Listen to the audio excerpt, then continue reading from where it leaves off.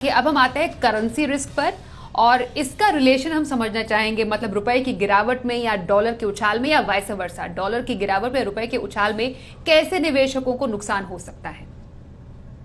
स्वाति जी, ये currency risk जो है ये थोड़े निवेशकों के लिए ज्यादा इंपॉर्टेंट है जिनके खर्चे डॉलर में आने की उम्मीद हो। फॉर एग्जाम्पल, अगर मैं अपने लड़के को फॉरेन में पढ़ाना चाहता हूं तो उसकी फीस तो डॉलर में खर्च करनी पड़ेगी, उसका रहना और उधर हॉस्टल बोर्डिंग वोर्डिंग जो भी होगी खर्चा डॉलर में होगा, तो ज्यादा इंपॉर्टेंट। अगर मैं कोई ग्लोबल हॉलिडे पे जाना चाहता हूं, जिंदगी में पूरी दुनिया घूमना चाहता हूं, तो मुझे डॉलर की जरूरत पड़ेगी आगे चलते हुए। तो करेंसी रिस्क सबके लिए इतना इंपॉर्टेंट नहीं है, बट उन लोगों के लिए जिनकी ग्लोबल एस्पिरेशंस हो उनके लिए बहुत इंपॉर्टेंट। ये रिस्क होता क्या है कि आपकी जो रुपए की वैल्यू है वो घटती जाती है over a period of time. अगर आप सन 2005 में देखेंगे तो एक डॉलर खरीदने के लिए आपको 45 रुपए अप्रोक्सीमेटली देने पड़ रहे थे।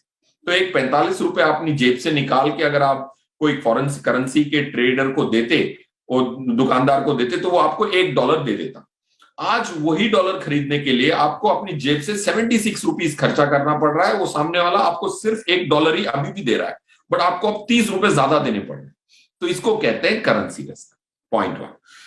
पॉइंट 2, अगर आपको करेंसी रिस्क समझना है तो दोनों देशों का ब्याज पे निर्भर करेगा। तो इसकी जो अंदेशा होता है कि रुपये की वैल्यू 2 से 3% साल दर साल घटेगी, ये देखने को मिला है लास्ट 20-25 सालों से, क्योंकि इंडिया की ब्याज दरें और महंगाई ज्यादा है।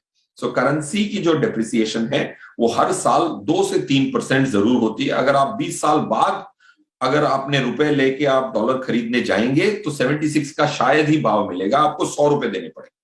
उस रिस्क को मिटिगेट करना भी इंपॉर्टेंट है ताकि आप अपने ग्लोबल जो खर्चे हैं उनको भी आप बखूबी प्लान कर सके और निभा सके।